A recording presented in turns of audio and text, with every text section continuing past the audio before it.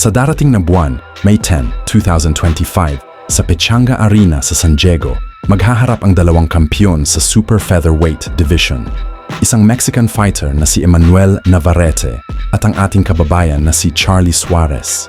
Kasalukuyang hawak ni Emmanuel Navarrete ang kanyang record na 39 wins, 2 losses at 1 draw, kung saan 32 sa kanyang panalo ay nagmula sa knockout. Samantalang hindi pa natatalo ang ating kababayan na si Charlie Suarez at hawak nito ang malinis na kartadang 18 wins, 0 loss at 10 wins dito ay sa pamamagitan ng knockout. Si Emmanuel Navarrete ay isang 3-division world champion na hawak ang WBO Junior Lightweight title mula noong Pebrero 2023. Kilala siya sa kanyang agresibong estilo at mataas na knockout rate.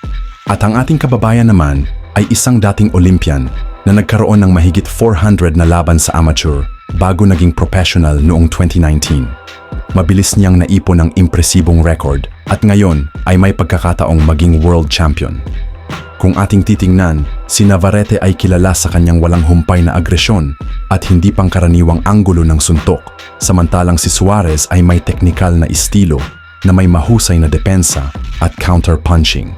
Malakas ang suntok at may mataas na work rate si Emmanuel Navarrete, ngunit minsan ay nagiging bukas sa counter-punches dahil sa kanyang agresibong estilo.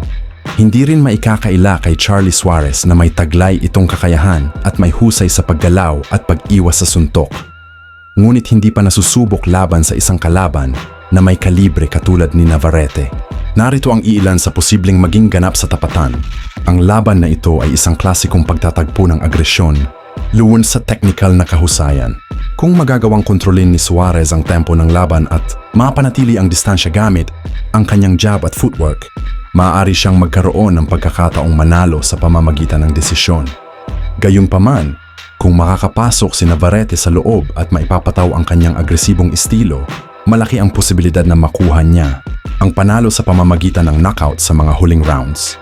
Ang laban sa pagitan ni Emmanuel Navarrete at Charlie Suarez ay inaasahang magiging isang kapanapanabik na sagupaan na magpapakita ng dalawang magkaibang estilo sa boxing.